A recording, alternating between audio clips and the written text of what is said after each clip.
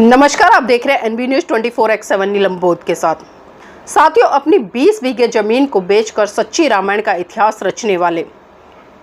Allahabad high court से एक नहीं बल्कि 2 बार केस जीतकर आने वाले और उसके बाद सुप्रीम कोर्ट से भी केस जीतकर आने वाले और इतिहास रचने वाले ललित सिंह पेरियार जी की आज जयंती है और उनकी जयंती पर मैं तमाम देशवासियों को बहुत बहुत मंगल कामनाएं देती हूं और खासकर उनके समाज से आने वाले लोगों से ये उम्मीद करती हूं कि वो ललित सिंह यादव को पढ़े और ललित सिंह यादव के विचारों को मनोसात करते हुए उनको जन जन तक प्रचारित व प्रसारित करने का काम करें। साथियों, आज के आधुनिक युग में ललित सिंह यादव की चर्चा करना बहुत महत्वपूर्ण हो जाता है, क्योंकि आज जिस तरह से हम देख रहे हैं भारत में तथाकथित लोगों के द्वारा जिस तरह से पाखंडवाद, रूढ़िवाद, अंधविश्वास और धर्म के नाम पर दुकानें चलाने का काम किया जा रहा है, वो किसी से छुपा नहीं है। अगर मैं ललित सिंह यादव की बात करूं तो साथियों, उन्होंने साफ साफ कहा कि भगवान की कल्पना धूर्त, चालाक और मक्कार लोगों के शैतानी दिमागों का सामाजिक, राजनीतिक और आर्थिक षड्यंत्र है। और ये पंक्तियां साफ साफ साथियों आपको निर्देश देती हैं किस तरह से लोगों ने ईश्वरीय शक्तियों की बात करी और किस तरह से ईश्वरीय शक्ति को स्थापित करने के लिए लोगों ने इस देश के बहुत बड़े तबके को मूर्ख बना दिया और उसी की जेब से उसकी खून पसीने की गाड़ी कमाई को लूट कर अपने धंधों को स्थापित कर लिया। जी हाँ साथियों, ललित सिंह पेरियार कोई ऐसा वैसा नाम नहीं, एक क्रांति है, एक ज्वाला है, एक सिद्धांत है। और मैं ये कहूंगी कि आज के आधुनिक युग में वो एक ज्वलंत मुद्दा है, तो इसमें कोई अतिशयोक्ति नहीं होगी। आज मैं ललित सिंह यादव के जीवन चरित्र से जुड़ी हुई कुछ घटनाओं पर प्रकाश डालने का प्रयास करूंगी। साथियों, ललित सिंह यादव जिनका जन्म 1 सितंबर को कानपुर के रेलवे स्टेशन के पास कठारा गांव में हुआ।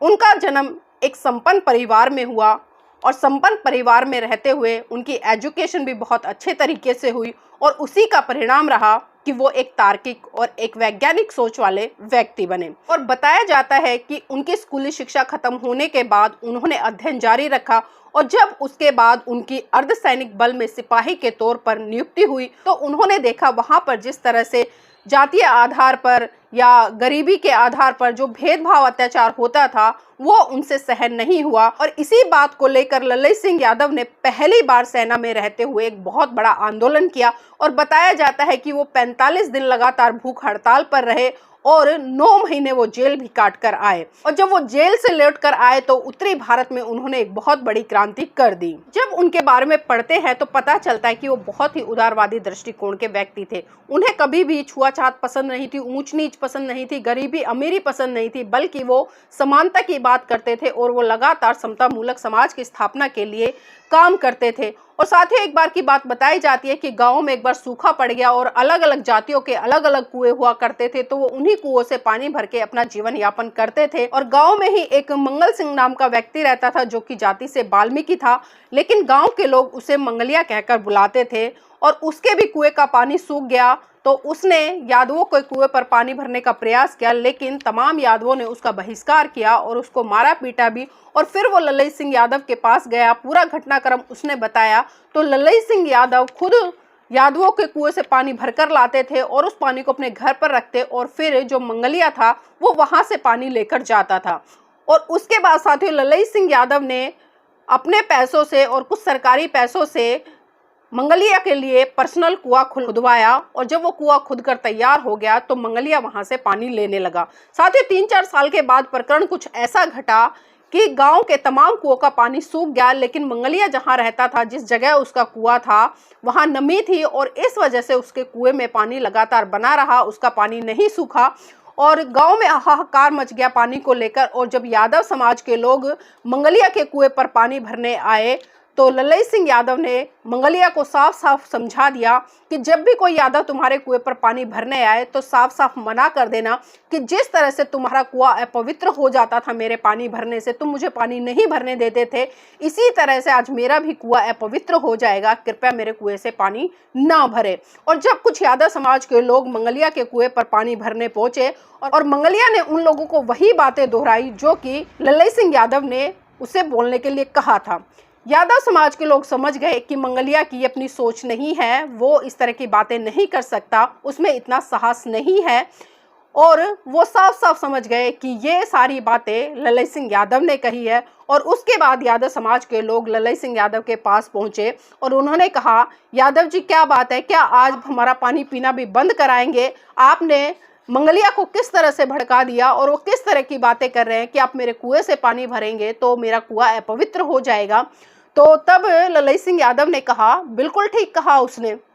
जब आपके कुएं से उसके पानी भरने से आपका कुआं पवित्र हो जाता है, आपका जल अशुद्ध हो जाता है, तो इसी तरह से जब आप उसके कुएं पर पानी भरेंगे तो उसका कुआं भी अशुद्ध हो जाएगा, उसका पानी अपवित्र हो जाएगा। तब ललित सिंह यादव ने अपने समाज के लोगों के सामने एक प्रस्ताव रखा और एक शर्त रखी, मैं मंगलिया के कुएं से पानी तब भरने दूंगा जब आप उसको सामाजिक रूप से अपनाओगे और आपके यहाँ पर किसी भी तरह का सामाजिक कार्यक्रम होगा, चाहे वो विवाह का हो, जन्म का हो, आप मंगलिया के पूरे परिवार को ससम्मान वहाँ पर निमंत्रण देंगे और उसको भोजन कराएंगे। और इसी तरह से मंगलिया के यहाँ पर कोई भी कार्यक्रम होगा तो आप भी मंगलिया के कार्यक्रम में सभी चीज़ों को भूलकर उसके कार्यक्रम में उपस्थित होंगे। यादव समाज के लोगों ने ये बात मानी और तब मंगलिया के कुएं से उनको पानी भरने दिया गया। तो साथियों, इसी बात से समझ सकते हैं कि ललित सिंह यादव कितने क्रांतिकारी उदारवादी दृष्टिकोण के व्यक्ति थे और समानता को स्थापित करने के लिए लगातार वो प्रयास करते रहते थे। और साथ ही इसी कड़ी में जिस तरह से हम ललित सिंह यादव के बारे में पढ़ते हैं, क्योंकि वो देख रहे थे समाज में तमाम तरह की कुरीतियां पनपी हुई थी, तमाम तरह के आडंबर पाखंडवाद फैले हुए थे और उनको दूर करने के लिए वो लगातार प्रयास कर रहे थे। और बताया जाता है कि 1951 में ललित सिंह यादव जी बाबा साहब से मिले और बाबा साहब के बातों से बहुत ज़्यादा प्रभावित थे और वो चाहते थे कि जिस तरह से बाबा साहब इस देश में क्रांति कर रहे हैं वो भी उनके नक्शे कदम पर चलकर इस देश में सामाजिक समानता को स्थापित करते हुए इस देश में काम करें। और साथियों, कहीं ना कहीं बाबा साहब उनके प्रेरणा स्रोत भी बने। और जब ललित सिंह यादव रिटायर्ड हुए तो साथियों उन्हें टीबी थी और टीबी ने उन्हें बहुत बुरी तरह से जकड़ लिया। और जब वो हॉस्पिटल में एडमिट थे तो उन्होंने अचानक एक अखबार की हेडलाइन पढ़ी जिसमें लिखा था कि 14 अक्टूबर सन 1956 को परम पूज्य बाबा साहब बौद्ध धर्म की दीक्षा नागपुर में ग्रहण कर रहे हैं। साथ ही ये बात पढ़कर उन्हें बहुत पीड़ा हुई और पीड़ा होने का कारण ये था क्योंकि वो चाहते थे कि परम पूज्य बाबा साहब जिस दिन बौद्ध धर्म की दीक्षा ग्रहण करेंगे वो भी उस दिन बौद्ध धर्म को ग्रहण करेंगे, लेकिन हालात और परिस्थिति और जो उनकी शारीरिक क्षमता थी उस समय वो बिल्कुल उनके पक्ष में नहीं थी, क्योंकि वो बहुत ज़्यादा बीमार थे और उसी कारण से वो बाबा साहब के उस कार्यक्रम में सम्मिलित नहीं हो सके। लेकिन साथ ही वो प्रण लेते हैं कि वो भी जल्द से जल्द बौद्ध धर्म की दीक्षा लेंगे। और बताया जाता है कि जिन भंते से बाबा साहब ने बौद्ध धर्म की दीक्षा ली थी, यानी कि भंते चंद्रमणि जी, उन्हीं के द्वारा ललित सिंह यादव जी ने भी बौद्ध धर्म की दीक्षा ली। और साथ ही दीक्षा लेने के बाद वो लगातार कैडर के माध्यम से, चाहे जम्मू कश्मीर की बात करो या पंजाब की बात करो या तमाम राज्यों की बात करो, वो लगातार सक्रिय रूप से अपने लोगों को समझाने में जुट गए। और वो कहीं ना कहीं चाहते थे कि भारत बौद्ध में हो और जिस तरह से भारत की जो बौद्धिक विरासत थी वो दोबारा से लौट कर आए। लेकिन कहीं ना कहीं तथाकथित पंडे पुजारी लोग उनके विरोध में उतर आए। और आप सबको पता है कि जो पेरियार जी हैं, ईवी रामास्वामी तमिलनाडु से हैं, जिन्होंने भी बहुत बड़े स्तर पर क्रांति की और वो उनके गुरु रहे। और जब ललित सिंह यादव ने ईवी रामा द्वारा लिखित पुस्तक सच्ची रामायण पढ़ी जो कि तमिल में थी, तो तब उन्हें जिज्ञासा हुई कि क्यों ना इसका हिंदी रूपांतरण किया जाए। तब ललित सिंह यादव ने अपने गुरु पेरियार जी से आज्ञा ली कि गुरुजी, मैं चाहता हूं कि इस पुस्तक को मैं हिंदी में रूपांतरण करूं और उसके द्वारा इसका वितरण किया जाए ताकि लोगों में एक बड़े स्तर पर क्रांति का संचार हो और लोग समझ सके कि आज किस तरह से काल्पनिक चीजों को स्थापित करके इस देश की जनता को गुमराह करने का काम किया जा रहा है। तो पेरियार जी ने उन्हें अनुमति दे दी। और साथियों, जब ललित सिंह यादव जी ने सच्ची रामायण को हिंदी में अनुवाद किया और जब हिंदी में अनुवाद किया तो तमाम प्रकाशन के पास गए, तो तमाम प्रकाशन जब इस पुस्तक को पढ़ते तो वो साफ साफ हाथ खड़े कर देते और साफ साफ मना कर देते कि ये तो हमारे ही धर्म के विरोध में है, हम इसका प्रकाशन बिल्कुल नहीं करेंगे। दिल्ली में भी लगातार वो कई प्रकाशनों से मिले, लेकिन सभी प्रकाशनों ने उन्हें मना कर दिया। तब साथियों उन्होंने निर्णय लिया कि खुद वो अपना प्रकाशन शुरू करेंगे और उसी के माध्यम से अपनी इस पुस्तक को प्रकाशित करेंगे। सम्राट अशोक उनके आदर्श रहे और उन्हीं को मद्देनजर रखते हुए उन्होंने अशोक प्रकाशन नाम से अपना पहला प्रकाशन खोला और उसी के माध्यम से सच्ची रामायण जो पुस्तक थी उसका हिंदी में अनुवाद किया। और जब ये पुस्तक साथियों मार्केट में आई तो मार्केट में जब लोगों ने इसको खरीदना शुरू किया, पढ़ना शुरू किया, तो पूरे उत्तरी भारत में एक हाहाकार मच गया, एक तहलका सा मच गया। और जो पाखंडी लोग थे, जो ब्राह्मणवादी मानसिकता के लोग थे साथियों, उनकी चूल्हे हिलने लगी और उनके सीने पर सांप रेंगने लगे। तब तिलमिलाए लोग हाई कोर्ट भाग गए और कोर्ट में इसके खिलाफ एक मुकदमा दर्ज किया और उन्होंने कहा कि भाई ये कहीं ना कहीं ये पुस्तक है, ये एक बहुत बड़े वर्ग की भावना को आहत करती है, उसकी भावनाओं से खिलवाड़ करती है, जो कि उचित नहीं है। लेकिन साथियों आपको जानकर आश्चर्य होगा और खुशी भी होगी कि इलाहाबाद हाई कोर्ट ने लल्लई सिंह यादव के फेवर में डिसीजन दिया और वो केस जीते। लेकिन साथियों बात यहीं खत्म नहीं हुई। फिर उसके बाद सरकार ने हमला बोला और उत्तर प्रदेश सरकार ने उनके खिलाफ फिर से इलाहाबाद हाई कोर्ट में केस दायर किया और उनकी तमाम पुस्तकों को जब्त कराने का प्रयास किया। लेकिन फिर से वो केस जीत कर आए और केस जीतकर ही नहीं आए बल्कि बताया जाता है कि उनकी जो फीस लगी थी वो भी मतलब सरकार के द्वारा उनको रिटर्न की गई। लेकिन साथियों बात यहाँ तक ठहरने वाली नहीं थी, क्योंकि जिस तरह से राजनीतिक सत्ता के गलियारों में लल्लई सिंह यादव की सच्ची रामायण की जो गूंज थी वो गूंज रही थी, तमाम ब्राह्मणवादी लोग, तमाम मनुवादी विचारधारा के लोग तिलमिलाए फिर रहे थे और वो चाहते कि जल्दी से जल्दी ये सारी बुक जब्त हो जाए ताकि उनकी पोल पट्टी ना खुले। और उसके बाद साथियों उत्तर प्रदेश की सरकार ने ही सुप्रीम कोर्ट में लल्लई सिंह यादव के खिलाफ मुकदमा दर्ज किया। लेकिन वहां पर भी लल्लई सिंह यादव की जीत हुई और उनकी जो फीस थी और कुछ उन्हें धनराशि भी सरकार की तरफ से, जो उत्तर प्रदेश की सरकार है, मतलब हर्जाने के तौर पर दी गई कि लगातार आप कहीं ना कहीं उनको मानसिक रूप से परेशान कर रहे हैं। तो इस तरह से साथियों बताया जाता है कि लल्लई सिंह यादव ने एक नहीं दो नहीं बल्कि तीन बार इस केस को जीतकर भारत में इतिहास रच दिया और इस देश के लोगों को बता दिया जो राम है, लक्ष्मण है, सीता है, जितने भी ये पात्र हैं सारे के सारे काल्पनिक है। किसी सीता का हरण नहीं हुआ, किसी को 14 वर्ष का वनवास नहीं हुआ। तो साथियों ये थे लल्लई सिंह पेरियार जी, जिन्होंने इन मनुवादी लोगों की ईंट से ईंट बजाकर अपनी तमाम यथा संपत्ति को इन केसों को जीतने में लगा दिया और जितनी भी उन्हें पेंशन मिलती थी लगातार उस पेंशन का भी वो सामाजिक हित में प्रयोग करते थे। तो आप सबको सीख लेनी है लल्लई सिंह यादव जी से। और साथियों जब उनके बारे में पढ़ते हैं तो पता चलता है कि 1968 से लेकर 1980 तक का जो ये दौर रहा था, बहुत ही क्रांतिकारी दौर रहा था। गोलियां भी चली लल्लई सिंह यादव पर, लेकिन वो कभी भी घबराए नहीं और वो लगातार इन मनुवादियों की ईंट से ईंट बजाकर इस देश के सामने सच्चा इतिहास खोलते रहे। साथियों लल्लई सिंह यादव कोई ऑक्सफोर्ड यूनिवर्सिटी से कोई पीएचडी तो कर नहीं आए थे, किसी अन्य यूनिवर्सिटी से तो उन्होंने पीएचडी नहीं की थी, लेकिन उसके बावजूद भी वो जिस तरह से देश के हालातों को देख रहे थे, जिस तरह से समाज में बहुत तरह की कुरीतियां पनप रही थी, उसके खिलाफ जाकर साथियों उन्होंने गद्य और पद्य के रचनाएं भी की और तमाम रचनाओं को उन्होंने अंजाम दिया। और जिस तरह से उन्होंने तमाम रूढ़िवादी परंपराओं पर कुठाराघात करते हुए एक वैज्ञानिक सोच की तरफ लोगों को लेकर गए। और बताया जाता है कि उन्होंने 5 नाटक भी लिखे, जिसमें कि पहला नाटक उनका रहा था उंगली माल, दूसरा था संबुक का वध, तीसरा था संत माया बलिदान और चौथा था एकलव्य और 5वां था नाग यज्ञ नाटक। मतलब इस तरह से इन्होंने कुल मिलाकर 5 नाटक भी लिखे और इसी के साथ साथ में 3 गद्य भी उन्होंने लिखे, जो कि बहुत ज़्यादा प्रचलित हुए। और प्रचलित ही नहीं हुए साथ ही जब ये मार्केट में आए तो मनुवादी विचारधारा की फिर से जड़ें हिलने लगी और फिर से वो लल्लई सिंह यादव के विरोध में उतर आए। तो 3 गद्य जो उनके साथियों बताया जाता है, जो कि 1960 में उन्होंने लिखे। पहला था शोषितों पर धार्मिक डकैती। आप समझिए कि शोषितों पर धार्मिक डकैती, और धार्मिक डकैती किस तरह से हो रही थी हम देख रहे थे उस समय, जिस तरह से मनुवादी व्यवस्था का जो दौर था वो चल रहा था और इस तरह से लोगों को मनुवादी व्यवस्था के तहत ट्रीट किया जा रहा था, उनको हैंडल किया जा रहा था। तो इसी संदर्भ में उन्होंने लिखी शोषितों पर धार्मिक डकैती। दूसरी पुस्तक वो लिखते हैं शोषितों पर राजनीतिक डकैती, क्योंकि जिस तरह के राजनेता उस समय राजनीति कर रहे थे, क्योंकि अगर उस समय की राजनीति और आज की राजनीति को देखें तो आज की राजनीति भी हम देख पा रहे हैं कहीं ना कहीं उसी का दूसरा रूप हमें देखने को मिल रहा है। क्योंकि जिन राजनेताओं को चुना जाता था या जो राजनेता सत्ता पर काबिज होते थे वो किस मानसिकता के होते थे, आज आप इससे अच्छी तरह से समझ सकते हैं। क्योंकि आज जिस तरह से भारत देश में मनुवादी व्यवस्था की सरकार सत्ता में पूर्ण बहुमत के साथ में बैठी है और लगातार जिस तरह से 2014 के बाद में हम देश का जो सिनेरियो उठाकर देख रहे हैं, चाहे अयोध्या का राम मंदिर का प्रकरण दो, चाहे सुप्रीम कोर्ट ने किस किस तरह के डिसीजन दिए, चाहे SC/ST एक्ट को लेकर देख, चाहे किसानों को लेकर दे,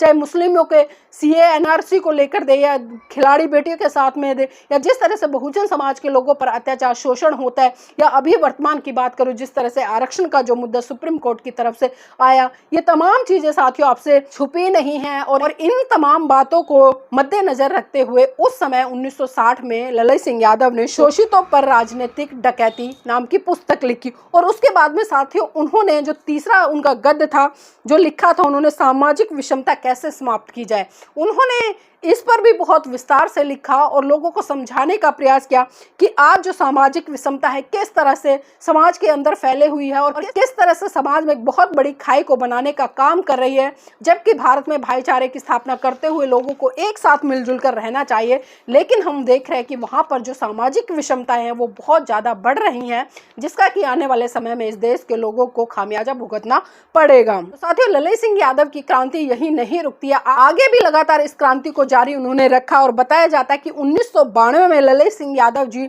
बिहार के तोलिया नामक जगह में एक कार्यक्रम था, उसमें वहाँ के जो SDM थे उन्होंने उनको बुलाया था। और जब वहाँ पर वो पहुँचे तो साथियों बताया जाता है कि जब वो मंच से भाषण दे रहे थे, जब वो ब्राह्मणवादी व्यवस्था पे कुठाराघात कर रहे थे, ब्राह्मणवादी व्यवस्था के चीथड़े उड़ा रहे थे, और जिस तरह से राम सीता को लेकर वो सत्य की एक के बाद एक परत खोल रहे थे कि आज तथाकथित लोगों ने काल्पनिक ग्रंथ गढ़ दिए हैं, काल्पनिक कहानियां गढ़ दी हैं, और उसके कारण आज वो इस देश की जनता को मूर्ख बनाने में कामयाब हुए। तो इसी का पूरा चिट्ठा खोलते हुए साथियों बताया जाता है कि उस कार्यक्रम में लड़ाइयाँ भी चली, लेकिन ललई सिंह यादव को किसी भी तरह की हानि नहीं हुई। और फिर जब वो होटल में पहुंचे तो जो वहाँ के SDM थे उन्होंने उनसे आग्रह किया कि मैं आपके साथ ही रहना चाहता हूँ, आपके साथ ही रुकना चाहता हूँ। तो साथियों बताया जाता है कि उस समय ललई सिंह यादव बहुत ज़ोर ज़ोर से फूट फूट कर रोने लगे और पूरी रात उन्हें नींद नहीं आई। जब SDM ने उनसे सवाल किया कि ललई सिंह यादव जी आप क्यों रो रहे हैं, तो उन्होंने बताया मैं अपने समाज की स्थिति को देख रहा हूँ, अपने समाज के हालातों को देख रहा हूँ, मैं देख रहा हूँ कि समाज कहाँ खड़ा है और कहाँ समाज को खड़ा होना चाहिए था। अगर ये क्रांति आगे जारी नहीं रही तो आने वाले समय में बहुत ही खतरनाक स्थिति इस देश में पैदा हो जाएगी। और बताते हैं कि साथियों अगर उत्तरी भारत में जो क्रांति हुई, राम स्वरूप वर्मा की बात करूँ, अच्युतानंद की बात करूँ, या जगदेव प्रसाद की बात करूँ, या तमाम ऐसे नेताओं की बात करूँ, या समाज सुधारकों की बात करूँ जिन्होंने कि उत्तर भारत में बहुत बड़े स्तर पर क्रांति की। साथियों बताया जाता है कि जिस तरह से तमाम यादव समाज के बुद्धिजीवी लोग या OBC समाज से आने वाले जो जागरूक लोग हैं, जिस तरह से वो बताते हैं कि आज अगर वो ललई सिंह यादव को जान रहे हैं तो उसमें सबसे बड़ा श्रेय वो साहब मान्यवर काशीराम जी को देते हैं। क्योंकि साहब मान्यवर काशीराम जी ने जब ललई सिंह यादव को पढ़ा, समझा, उनके विचारों को जाना, तो साथियों वाम सेफ का जो पोस्टर निकलता था उन पर उन्होंने ललई सिंह यादव की तस्वीर को महत्व दिया। और वहाँ पर तमाम पोस्टरों में तमाम जो कार्यक्रम होते थे वहाँ पर ललई सिंह यादव की तस्वीरें लगाई जाती थी, जिससे कि यादव समाज में एक बहुत बड़ी क्रांति आई। और उसी का नतीजा रहा कि आपको मिले मुलायम काशीराम, हवा में उड़ गए जय श्री राम, इस तरह के नारे भी साथियों आपने समय समय पर सुने। तो बुद्धिजीवी लोग बताते हैं कि ललई सिंह यादव को दोबारा से जिंदा करने में बहुत बड़ा हाथ साहब मान्यवर काशीराम जी का रहा है, क्योंकि उन्होंने ललई सिंह यादव जी की तमाम छोटी छोटी पुस्तकें निकाली, उनके जीवन परिचय को दर्शाते हुए, उन्होंने क्रांतिकारी विचारों को दर्शाते हुए लोगों को ये बताने का काम किया, वो पुस्तकें वितरित करने का काम किया। और वाम सेफ का जो पोस्टर था उस पर ललई सिंह यादव को जगह दी। तो साथियों ललई सिंह यादव का ये चरित्र छोटा मोटा चरित्र नहीं था, बल्कि इतना महान था। लेकिन विडंबना है कि आज उन्हीं के समाज से आने वाले ना समझ लोग उनका दुष्प्रचार करते नजर आते। साथियों उनके जीवन से जुड़ी हुई इस महत्वपूर्ण घटना पर मैं प्रकाश जरूर डालना चाहूंगी। दिल्ली में आंदोलन हो रहा था महाबोधि विहार को लेकर, और वो भी उस आंदोलन में उपस्थित हुए, और एक सामाजिक कार्यकर्ता ने उन्हें पीछे से आवाज लगाई और उन्होंने कहा और यादव जी कैसे हैं, रुकिए मैं भी आ रहा हूँ। तो तब ललई सिंह यादव जी को बहुत गुस्सा आया, बहुत झुंझला गए, और उन्होंने उनका जवाब देते हुए ये कहा कि ये बताइए क्या आज भी आप हमें हिजड़ा समझते हैं? और मैं हिजड़ा नहीं हूँ, आज जो यादव समाज है वो हिजड़ा है, मैं बौद्ध हूँ, मेरी जाति खत्म हो गई है, ना तो आप मुझे यादव कहें, ना मुझे चौधरी कहें, और ना ही मुझे